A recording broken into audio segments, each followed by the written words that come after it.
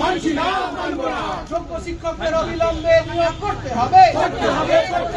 গণভোটের তালিকা প্রকাশ পাওয়ার পর যোগ্যদের অবিলম্বে নিয়োগ করতে হবে।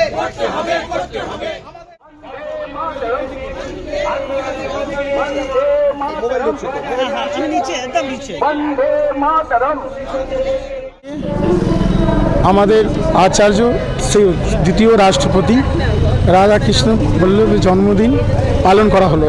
তার সাথে সাথে আজকে আমরা এই আলো সরণি, এটা আলো সরণি কেন বলা যায়, আমরা হাঁটছি আজকে বিদ্যাসাগর নিয়ে। এই আলো সরণিতে রাজা রামমোহন রায়, আলেকজান্ডার হেরেনে, তারপর রবীন্দ্রনাথ ঠাকুর থেকে নিয়ে সবাই এই আলো সরণিতে সবাই হেঁটেছেন একসময়। আজকে কি হচ্ছে, এই আলো সরণি এক এক করে তৃণমূল নিভিয়ে দিচ্ছে। সেই আলো সরণিটাকে আমরা ধরে রাখতে চাই, মুক্ত ধারার মাধ্যমে এক একটা আলো দাঁড়ানোর চেষ্টা করছি। আমাদের ওই জন্য আজকে বিদ্যাসাগরকে নিয়ে আমরা রাস্তায় নেমেছি। শিক্ষক, এইখানে শিক্ষকের এত অপমান বাংলায় হচ্ছে। মোদী সরকার যেমনি কেন্দ্র সরকার, তার সাথে রাজ্য সরকারও করছে। 8,000 স্কুল বন্ধ, 26,000 শিক্ষকরা রাস্তায় বসে।